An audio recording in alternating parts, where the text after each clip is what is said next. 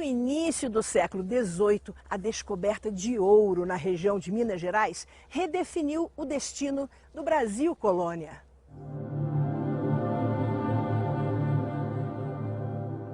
As marcas desse tempo estão espalhadas pelos atuais estados de Minas Gerais, São Paulo e Rio de Janeiro e interligadas pela Estrada Real, que tem diferentes caminhos.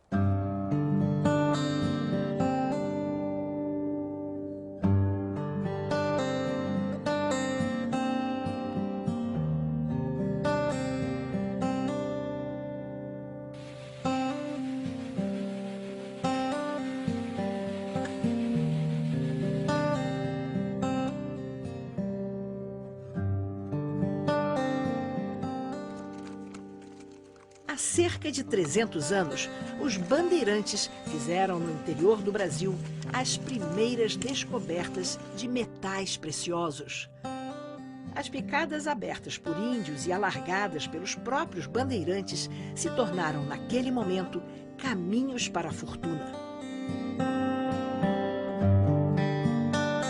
Por esses caminhos passaram milhares de pessoas das mais diversas origens, que criaram uma nova cultura.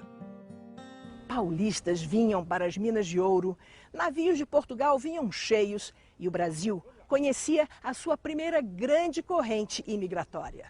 Realmente o Brasil, no início da descoberta do ouro nas minas, o volume de ouro retirado de lá, embarcado por Portugal, o que passou por Paraty nos 30 anos, vamos dizer assim, que serviu como porto de escoamento de ouro, era um volume tão grande que foi o que fez Portugal virar um império, vamos dizer assim. O ouro abundante era encontrado por toda parte, nos leitos, margens de rios, nas encostas. Com tanto ouro, o Brasil viu-se pela primeira vez organizando sua economia. O desafio da coroa portuguesa era controlar a circulação de um metal que, mesmo em dimensões minúsculas, valia uma verdadeira fortuna. Para evitar o contrabando, Portugal definiu uma estrada oficial obrigatória para os mineradores. O ouro era levado por caminhos difíceis e tortuosos por essas montanhas, os chamados caminhos reais ou estradas reais. Eram as estradas por onde tinha-se autorização de fazer escoamento de qualquer tipo de produto e qualquer caminho, qualquer via que não fosse a via oficial, a via real, a estrada real, era considerado um descaminho, era considerado um caminho de contrabando. A Estrada Real tem duas variantes principais. O Caminho Velho ligava Paraty, no litoral do Rio de Janeiro, à Vila Rica de Ouro Preto, centro da mineração e capital das Minas Gerais.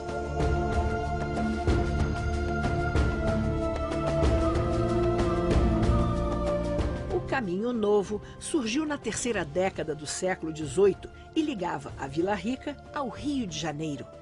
Mais tarde, com a descoberta de pedras preciosas ao norte de Vila Rica, criou-se o Caminho dos Diamantes, que ia até a cidade mineira de Diamantina.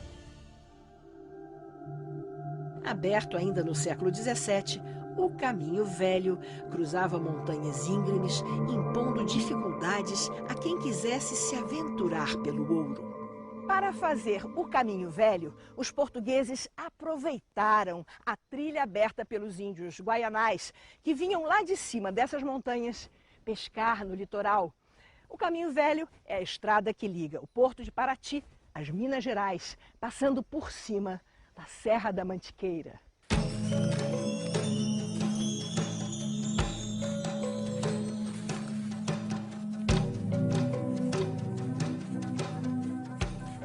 Ponto de partida do Caminho Velho, Paraty foi fundada no século XVII, antes da descoberta do ouro. No seu porto, naturalmente protegido pela Baía da Ilha Grande, a coroa portuguesa encontrou o lugar ideal para levar sua preciosa mercadoria até a Europa. Paraty foi um caminho do ouro. Foi por lá que se chegava às Minas Gerais. De 1703 a 1727, era por lá que vinha o ouro das Gerais. Paraty era a porta do chamado Eldorado. Aqui toneladas de ouro foram pesadas, fiscalizadas e embarcadas para Portugal. De Paraty saíam toneladas de ouro e entravam milhares de escravos para trabalhar nas minas.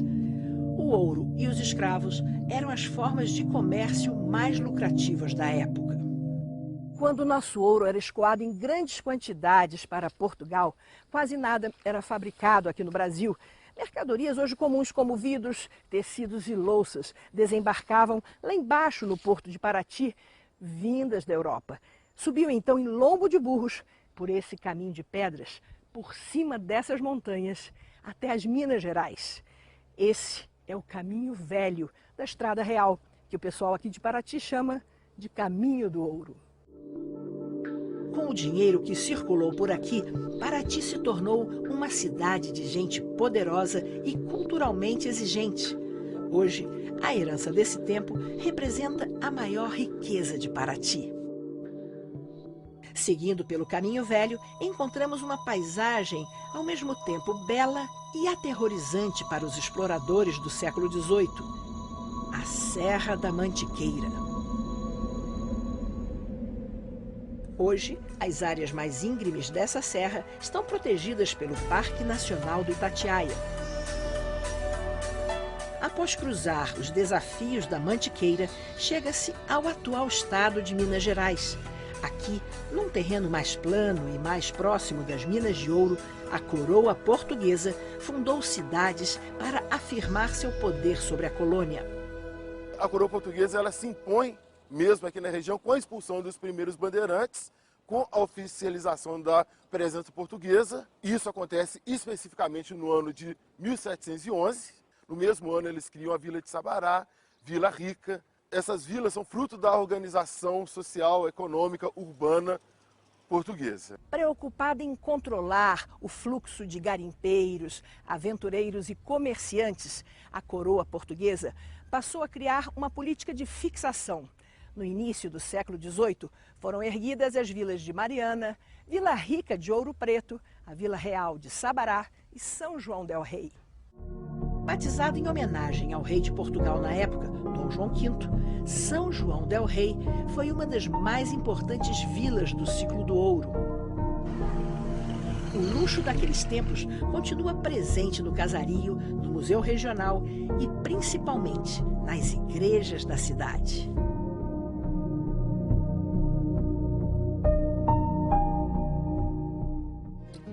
A Igreja de São Francisco de Assis traz a assinatura de Antônio Francisco Lisboa, o mestre aleijadinho, na portada principal e é considerada um dos principais marcos do barroco mineiro. As pessoas tinham uma vida baseada no calendário religioso, as pessoas eram obrigadas a pertencerem a uma irmandade, então elas tinham esse vínculo, elas tinham essa ligação muito estreita com a igreja e, consequentemente, com a coroa portuguesa, o que possibilitava a vida social em Minas Gerais nos séculos 17 ou 19 era a Igreja Católica. A devoção era muito importante, porque você não podia falar com ninguém, você não podia dizer nada. Então, o único que você podia comunicar suas descobertas e agradecer era a Deus. Daí a importância dessas capelas, que algumas delas depois tornar-se-ão portentosas igrejas, hoje grandes marcos da cultura brasileira.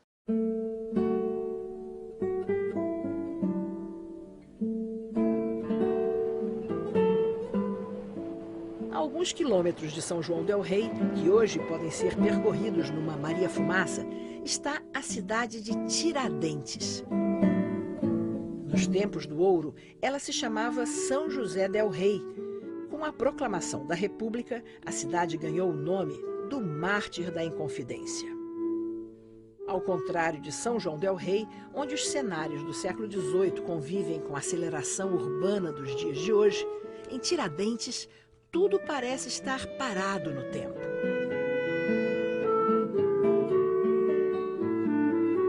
Aqui, a preservação do casario e das ruas gera renda.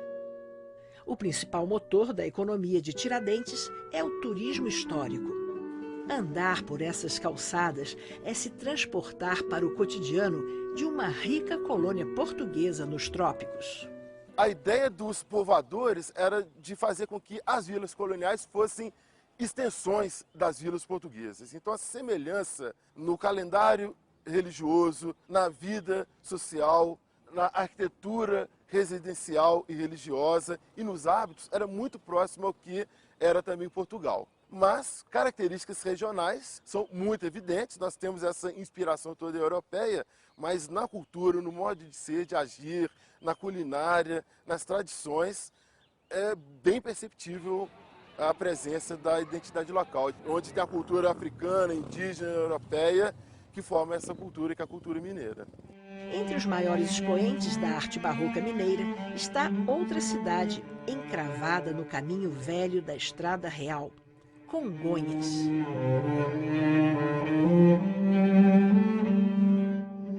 Aqui se encontram algumas das mais importantes obras de mestre Aleijadinho, com destaque para as esculturas dos 12 profetas, esculpidas pelo mestre em pedra-sabão no Santuário de Bom Jesus de Matosinhos. Apesar da inspiração europeia, quando essa arte chega nas mãos de artistas como Antônio Francisco Lisboa, o Aleijadinho, eles dão um toque mineiro, né? Desde o traço, né? Desde a fisionomia, dos lábios grossos, do nariz, da presença da raça negra, indígena e do branco, muito evidentes nas obras.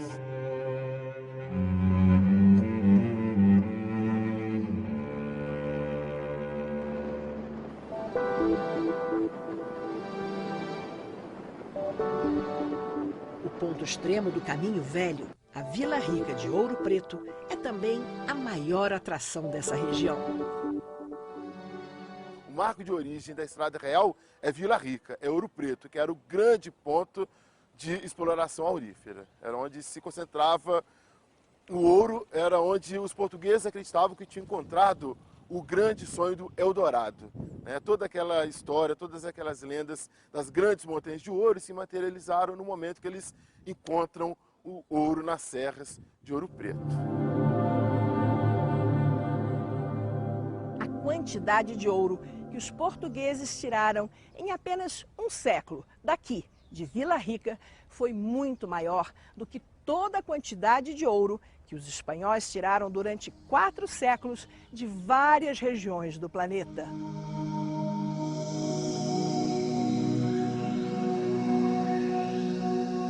Ouro Preto foi a primeira metrópole do Brasil. Nos tempos da mineração, aqui viviam cerca de 20 mil pessoas.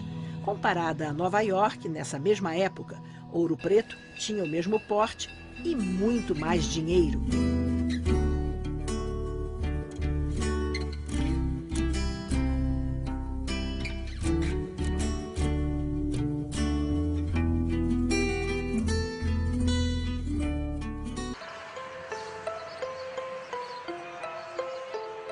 São vários os tempos da Estrada Real, desde sua criação no início do século XVIII, passando pelos séculos XIX e XX, até sua revitalização no início do século XXI, com o turismo e o resgate cultural.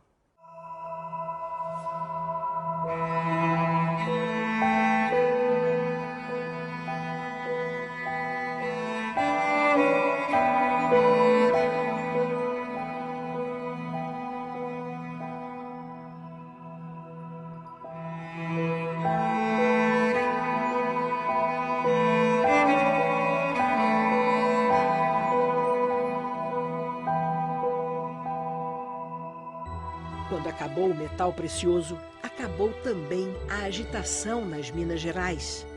As cidades do ouro se tornaram pacatas lembranças dos tempos em que fervilhavam com gente e riquezas. Minas ficou para trás, esquecida, dedicando-se primeiro ao gado e depois ao café. Vai se tornar uma das sociedades mais estáticas do Brasil. E uma sociedade tão estática que preservou as suas cidades congeladas no tempo e no espaço. Cidades mortas, felizmente mortas, por isso chegaram quase intactas ao século XXI.